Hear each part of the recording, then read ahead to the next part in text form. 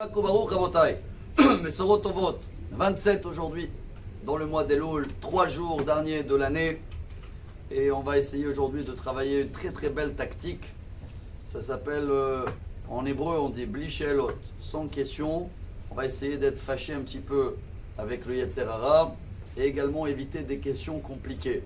Ce qui veut dire que souvent dans la vie, il y a des sujets qu'on ne peut jamais comprendre. Celui-là, il est né comme ça, celui-là, il est handicapé, celui-là, il a eu des questions que, ici, on a peut-être le droit de se demander les questions, mais là, dans ces 3 derniers jours, on doit se rappeler 2 petits détails. Le premier, on l'avait raconté une fois, c'était l'élève du Ramban, le Nachmanite, remonte à 800 ans en arrière, qui était très malade, il allait quitter le monde. Le Ramban, il a écrit comme un petit camé, une amulette, avec toutes les questions qu'il avait par rapport au chemin du bon Dieu, pourquoi il y a un tremblement de terre au Maroc, pourquoi il y a une tempête en Libye, tout ça.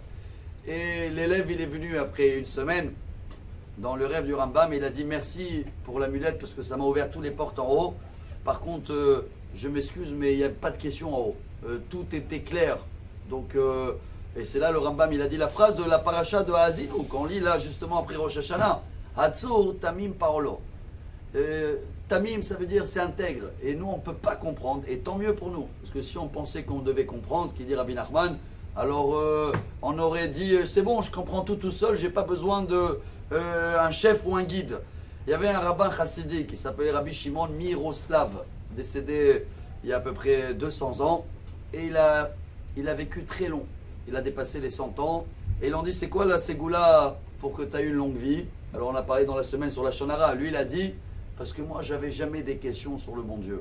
Quand quelqu'un n'a pas de questions, justement, il ne s'inquiète pas. Parce que s'il a trop de questions, on peut l'appeler pour lui donner les réponses. Non merci, j'ai pas de questions, j'ai confiance. Aujourd'hui, on va comprendre qu'on ne doit pas avoir des questions pendant ces 3 jours par rapport à tous les péchés qu'on a fait dans l'année. Parce qu'on a des excuses, il peut avoir des idées. Mais il y a une tactique chassidique royale. À partir d'aujourd'hui, on est fâché avec le Yetzer Hara. On ne le parle plus. On ne veut pas comprendre et pourquoi et comment. Si on est fâché avec lui, il dit le Talmud, traité Sanhedrin, page 27, il y a une halakha. Quand il y a quelqu'un qui veut témoigner contre toi et que tu ne l'as pas parlé depuis 3 jours, c'est une Mishnah même, hein, il n'a pas le droit de témoigner contre toi parce que vous êtes en bagarre.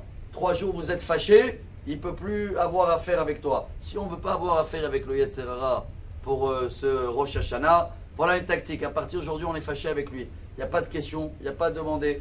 On fonce, on fait ce qu'on doit faire pendant ces 3 jours-là. On avance, moins de questions possibles sur des choses qu'on ne comprend pas, tant mieux. Et comme ça, Bezrat Hashem, on va être tous jugés que par le Yetzer Tov. Excellente journée, que des bonnes nouvelles.